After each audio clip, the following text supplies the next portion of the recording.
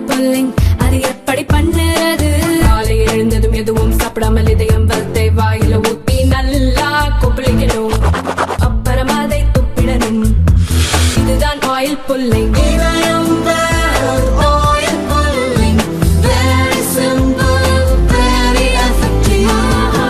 Ranipet SIPCOT police நிலையத்தின் மீது நேற்று நள்ளிரவில் மாஸ்க் அணிந்த 2 ஆசாமிகள் 2 பெட்ரோல் குண்டுகளை வீசினர்.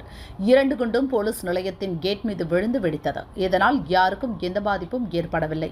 அப்போது போலீஸ் நிலையத்தில் இருந்த போலீசார் 2 ஆசாமிகளை பைக் மற்றும் ஜீப்பில் விரட்டினர். சந்துக்குள் பைக்கை ஓட்டி ஆசாமிகள் தப்பினர். போலீஸ் நிலையத்தின் மீதே பெட்ரோல் குண்டு வீசப்பட்ட சம்பவம் தமிழகம் முழுவதும் கடும் அதிர்வலைகளை ஏற்படுத்தியது. திமுக ஆட்சியில் போலீசுக்கே பாதுகாப்பு இல்லையா என எடப்பாடி பழனிசாமி, அன்புமணி உள்ளிட்ட பல தலைவர்கள் கண்டனம் தெரிவித்தனர். குண்டு வீசிய மர்ம ஆசாமிகளை பிடிக்க 7 தனிப்படைகள் அமைக்கப்பட்டன.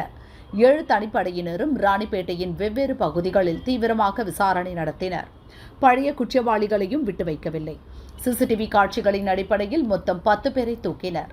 அவர்களிடம் துருவி விசாரணை நடத்தியதில் முக்கிய குற்றவாளி ஹரி என்பது தெரியவந்தது. செல்போன் சிக்னலை வைத்து அவன் பதுங்கியிருக்கும் இடத்தை போலீசார் கண்டுபிடித்தனர். மாலை 4 மணி அளவில் அதே சிப்காட் பகுதியில் ஹரி பதுங்கியிருந்த இடத்தை போலீசார் சுற்றி வளைத்தனர். போலீசை பார்த்ததும் ஹரி அதிர்ச்சி அடைந்தான். தப்பிக்க நினைத்து கத்தியை எடுத்து போலீசை குத்திவிட்டு ஓட முயன்றான். அவனை பிடிக்க முயற்சித்த சப் இன்ஸ்பெக்டர் முக்தீஸ்வரனின் கையில் கத்தி குத்து விழுந்தது. இதனால் தற்காப்புக்காக ஹரி காலில் போலீசார் சுட்டனர்.